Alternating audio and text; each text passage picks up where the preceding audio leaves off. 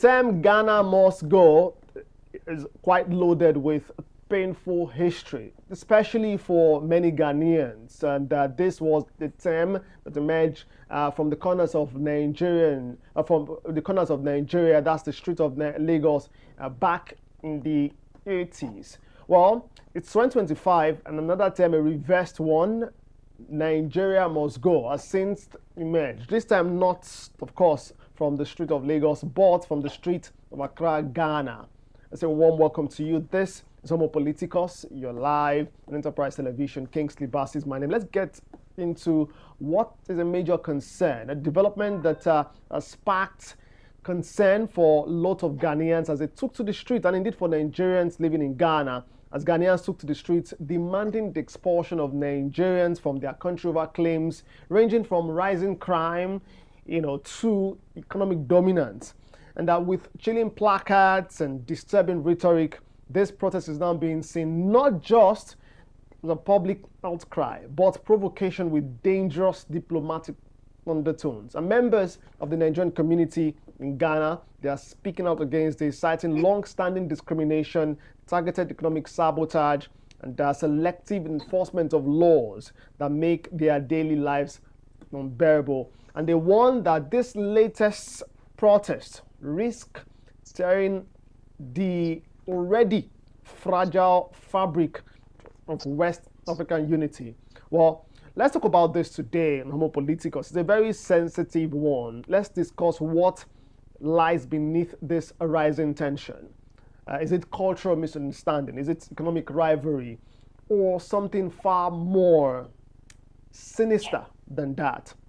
Is a Nigeria must go protest a reflection of a genuine national frustration or a veiled expression of xenophobia and economic envy?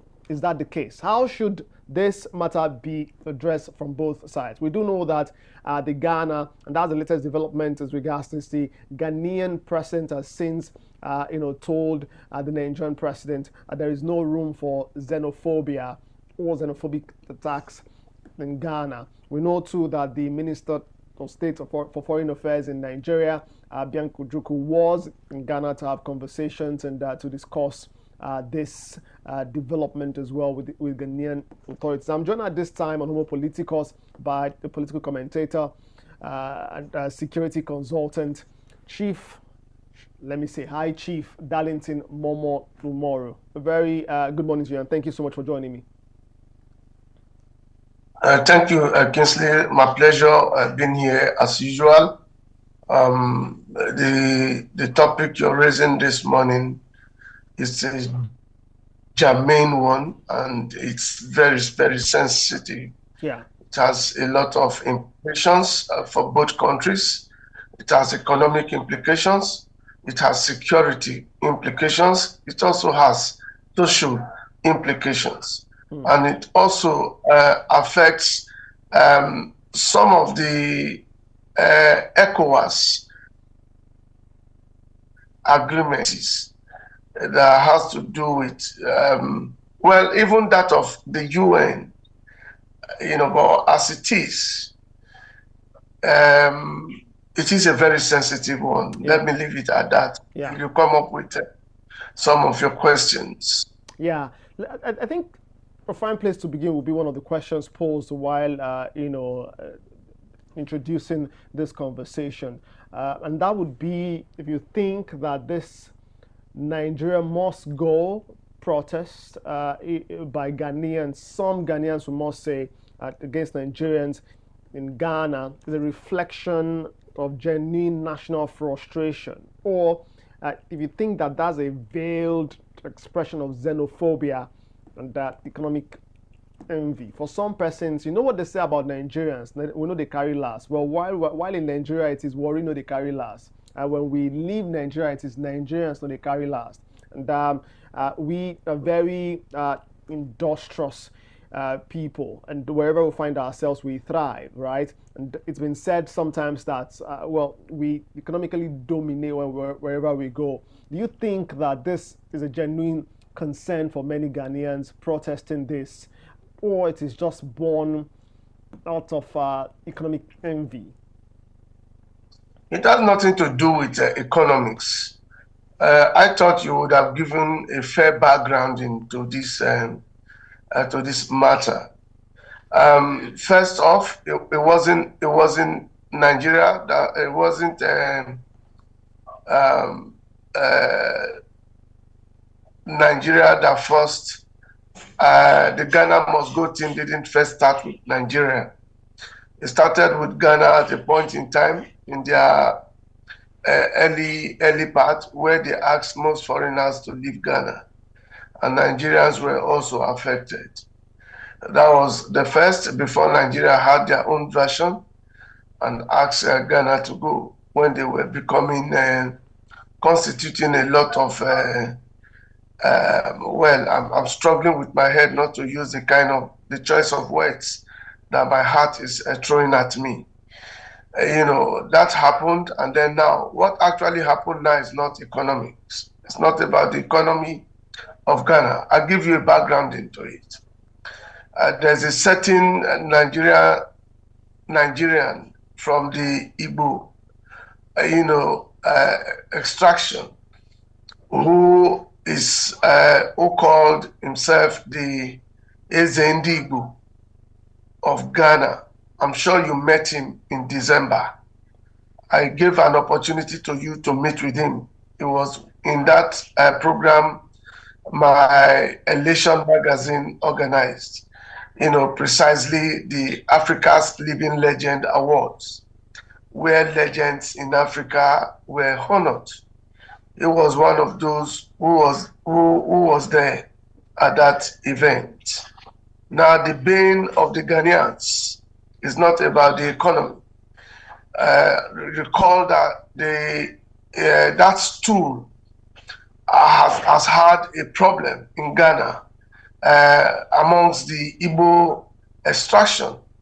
Some of them have been, about two of them have been struggling over that stool as per who becomes the head of the Igbo community in Ghana.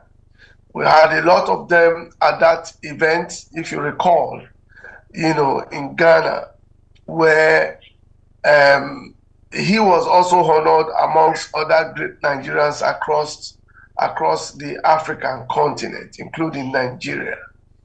Now, that stool has been a point of tussle for some time. Who would head the Igbo people in Ghana? Now, across Africa and some other parts of the world, where you have the Igbo people, the Yorubas and the Hausas, they come together and then they appoint a leader who appears in the form of a monarchy, to them on that in diaspora. Those ceremonial are not, necessarily crowned. Well, I don't know what you call ceremonial here and not necessarily crowned. They are crowned in that land. What you call ceremonial, I don't know how to align myself or to juxtapose myself on that. But the truth I know is they are often crowned in that land, not by the owners of that land, but by their own people who are resident in that land. Talking about the diaspora. That's why sometimes you also have them having other ceremonies concerning the coronation, in terms of the traditional leadership of the people in diaspora. Now, Kingsley, let's bring it back to Ghana. Let's narrow it down so that we don't lose focus on what it is. In the case of Ghana, he has emerged as the Ezendibu, as he calls himself. Another man is also gone struggling with him. They say, no, it's supposed to be me. But that's not the issue for the Ghanaians. Now he has gone ahead to acquire several acres of land. Don't forget that he is married to a Ghanaian woman, you know, and he also has this very large palace in East Legon in Ghana. That area where he resides, where the palace is called East Legon.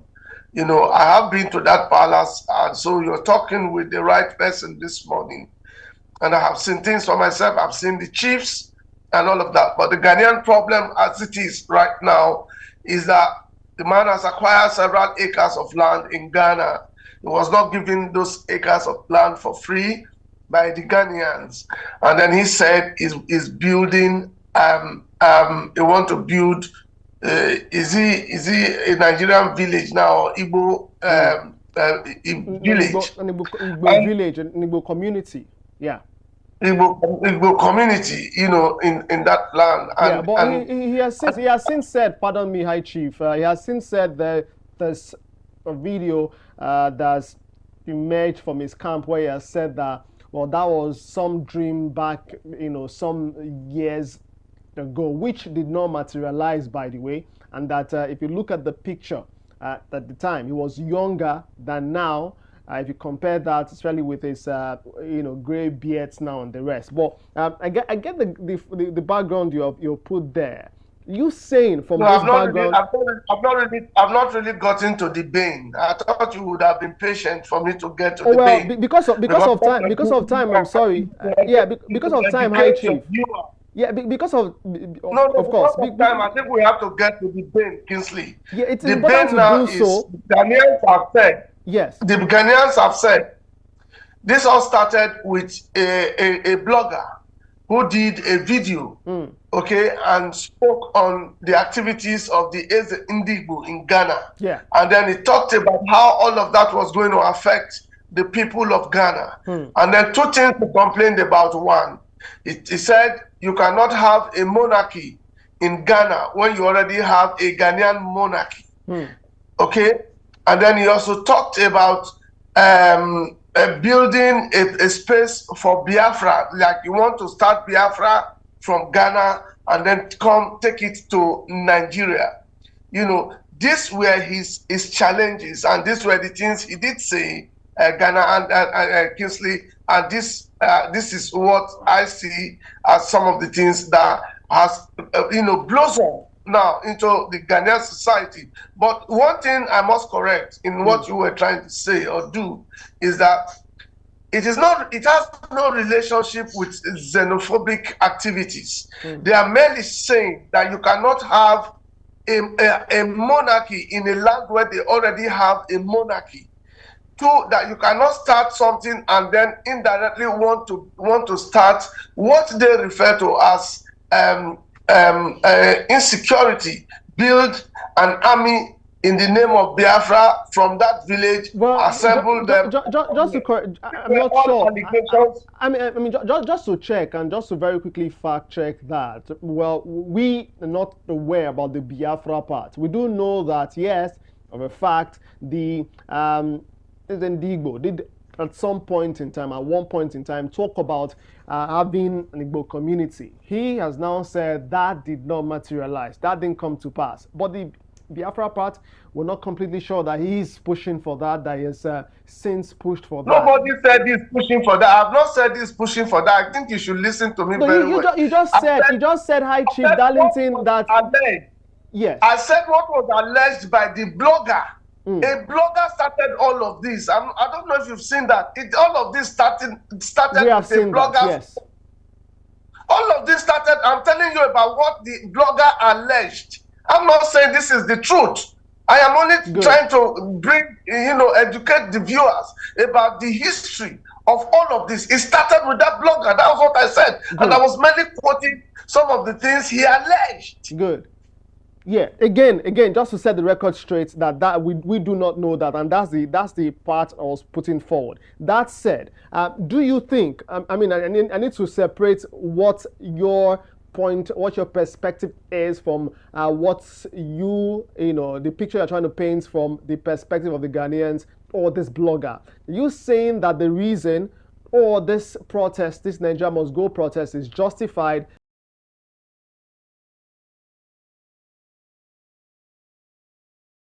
My first question to you this morning, which has led to this point, is the fact that do you think that this is xenophobic in nature? Do you think that this is born out of economic envy of Nigerians thriving in Ghana by some Ghanaians? And I've explained that to you. I have explained that to you. I thought I did that when I told you. I said it clearly that they are both distinct. They are not the same. I said that earlier. Okay, good then. I get your point of view now, which will drive the conversation further as we proceed. What then, can the Nigerian government do alongside the Ghanaian government, of course, in collaboration, to put? They have already done all of that. They have done all of that. They are interacting. They are interfacing over the issue because it's one of concern. They have already.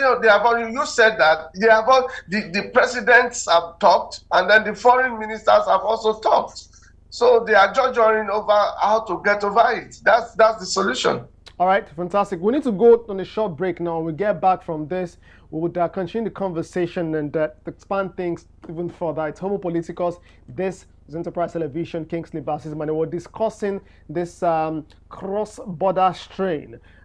Protesters emerged in Ghana, Accra, Ghana precisely, and this is against Nigerians there. Some Ghanaians have started bearing placards saying Nigeria must go. Well, don't stray breath. Stick around. We're back in just a moment to continue the conversation.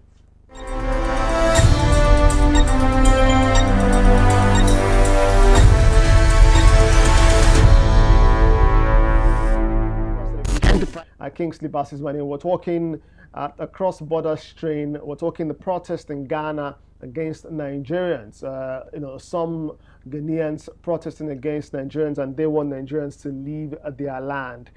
Again, some Nigerians. We're joined at this time. By the way, I've been speaking with High Chief Darlington Momo Umoru, political commentator and security consultant. We're joined at this time by the Ghanaian, the political commentator from Ghana. In Ghana, Akwasi Boake joins the conversation as mentioned virtually. Akwasi, many thanks for joining me today. All right, thank you very much, my brother. Yeah, appreciate that. Very quickly, let's get your thoughts and perspective on this protest by some Ghanaians against Nigerians in Ghana.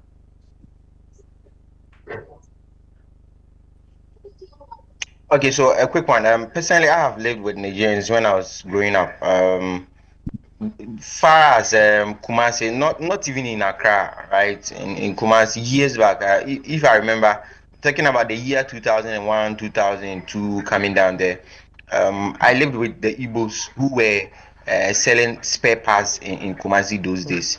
And I'm a Catholic, a very devout Catholic, and we used to have a special mass for only the Nigerians those days. And I remember very well, and we had no issues whatsoever. I mean, things were going on well, business was booming, Nigerians were selling their spare parts, Ghanaians were also selling their own spare parts, and things were just normal until, just some few years ago when this whole thing started.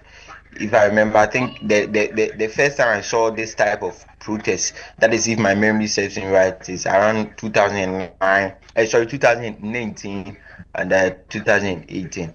I keep worrying. What's responsible for this? Why are Ghanaians protesting against Nigerians? Okay, so most Ghanaians actually, or the Ghanaian traders, let me put it that way, they feel that the Nigerians are taking off the market, as in they are getting enough customers more than them, right? But personally, I feel that is not right. Let me give you a real story that happened to me and a Nigerian seller, right? Now I was in Accra circle. I think I was going somewhere. I forgotten where exactly I was going, and a Nigerian seller approached me with earphones, right, an earbag. Let me put it that way. And this years ago, and then it has now come in the system. And when it came into the system, Ghanaians were selling it so hugely. If I'm to calculate it in naira price, 1 year back those days was going for like 250 cedis, which is like let's say currently 25,000 naira or even more. 2,500 Right? naira, yeah. Yeah, no, it was 25,000 naira. Wow. Okay. Yes, that high, that high, Wow. that high. So personally, I was not interested in buying it. Even those online markets too were selling it at the same prices, right? So a Nigerian approached me, and I asked him the price, and he said, if I remember, 80 Ghana, which is like 8,000 naira.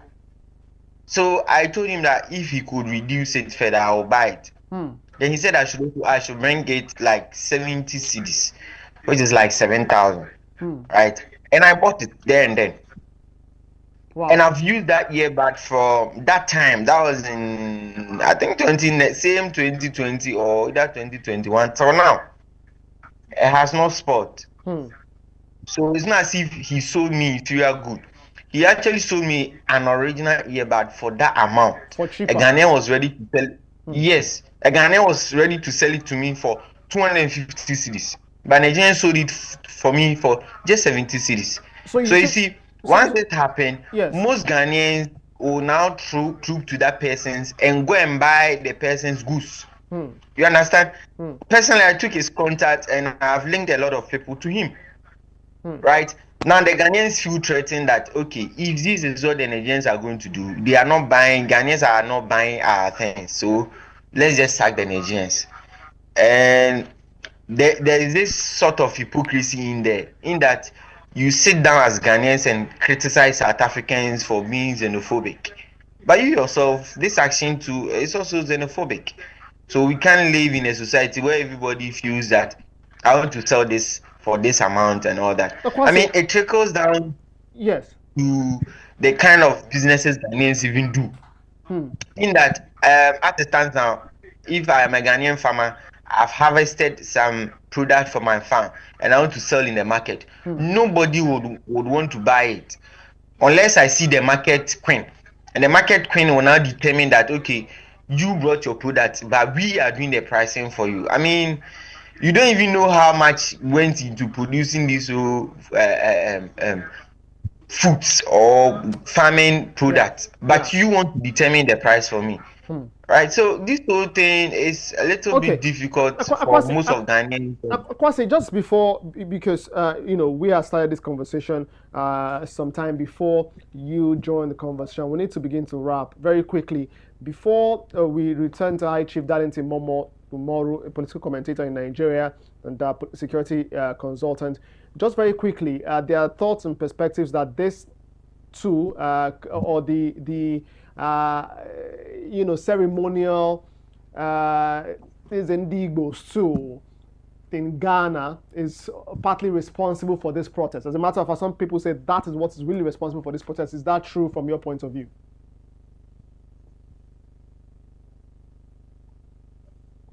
Kwasi.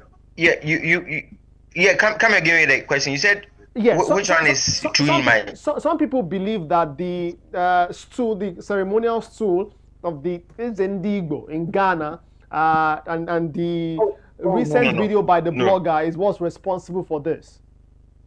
No, it's not true. I gave you a historical antecedent. I mean, right from the year, as far as I'm concerned, I even asked my father a question. I think he said even in the 60s, there were still Nigerians in Ghana who were doing business. Nobody pushed them away. Now, the thing now started happening in 2019.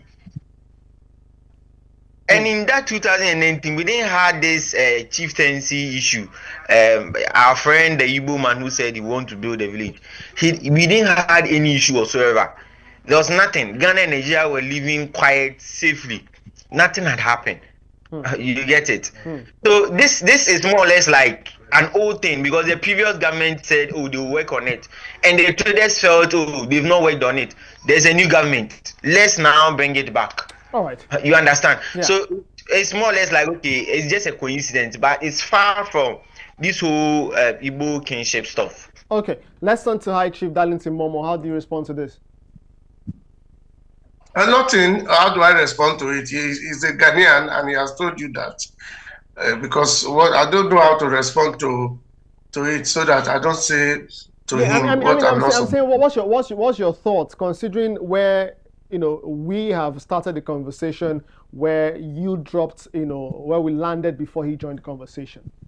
I don't want to say it's not informed. If that was the case, why would the Igbo traditional leaders, particularly the chairman of the Igbo Traditional Council, release a communique in respect of that?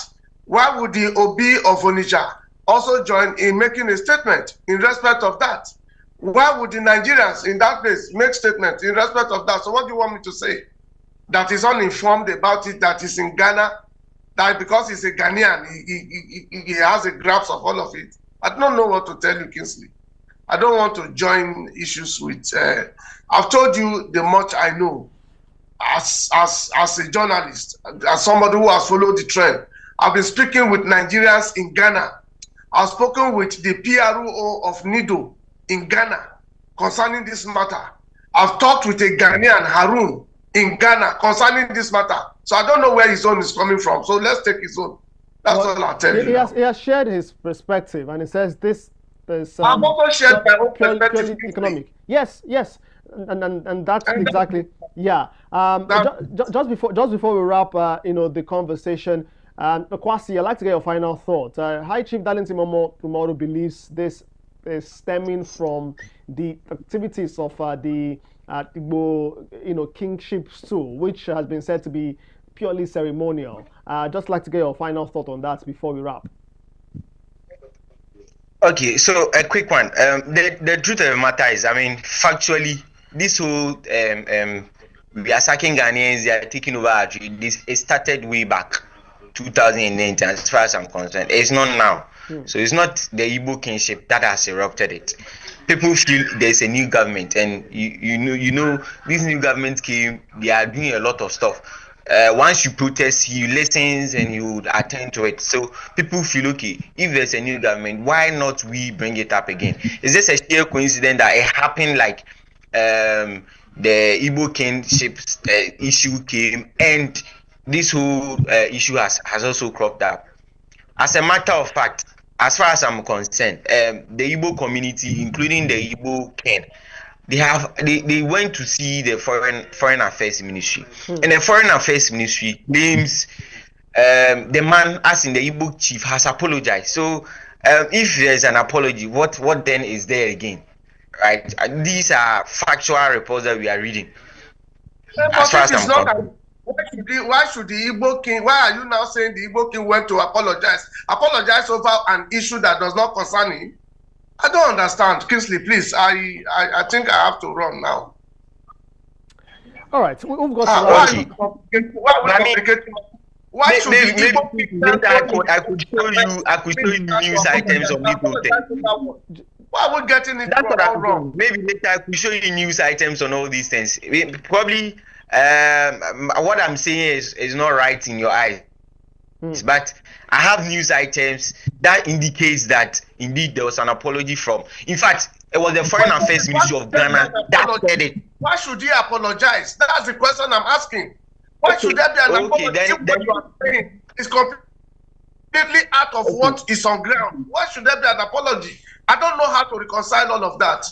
Okay, I get it. Okay, then that question obviously will go to the king, and not to the Ghanaian community, because as far as I'm concerned, there has been issues that there have been meetings with the Igbo king, and the foreign affairs minister stated that the Igbo king apologized. So if there's an apology, like I said, then there's no issue apologizing over the issue that concerns him. The issue you first raised does not concern him. The issue that concerns him is about the issue of his monarchical position, and then the buying of acres of land that they say they want to use as Igbo village, and then you are saying another thing. So why would he go apologize if not with these ones that concern him? Please, No, I beg you, Kingsley, the apology, as far as I'm concerned, was to the fact that he said the man they claim the Igbo king said he's going to build a whole village in Ghana, and that is what Ghanaians were angry at. That why would you come from Nigeria? Complicating yourself. Okay. You are complicating yourself now. All right. You just said that was not the issue. You are saying it now again that the Ghanaians are angry at him. Okay, saying they want to gentlemen. build Igbo. Why are you creating? You are making yourself look as if you are not very well informed. Gentlemen. Let's leave things there. One thing is for sure. That the Nigerian government is working with the Ghanaian government to get this resolved. We've seen, report statements from both camps, and hopefully this can be resolved. The process can stop. And indeed, Nigerians and Ghanaians are regarded as very close brothers. If you like, Siamese twin, and this relationship has lasted for decades, in fact, centuries. And so we hope to see this continue. We really do hope that violence will stop, and this, war of words and protests will come to a close, and we can move forward together economically, especially as regards, trade within the ECOWAS region. I'd like to thank you so much, High Chief Darlington Umoru, for joining me today. I appreciate you. Thank you so much, High Chief Darlington. High Chief Darlington, thank you very much. Yes. Kwasi Boake as well, thank you so much for joining the conversation today. Thank you very much, my brother. I'm highly grateful. Appreciate that. All right. That's Homo Politicus today. Many thanks for joining me. Kingsley Bass is my name. If you're Ghanaian, Nigerian, well, if you're South African, if you, well, I'm not sure where you're watching from and what nationality you are, but just join the conversation in the comment section. Let's know what you think and make of today's episode of the program. So, Homo Politicus, until next time, please be safe, and let's say no to xenophobia. Bye for now.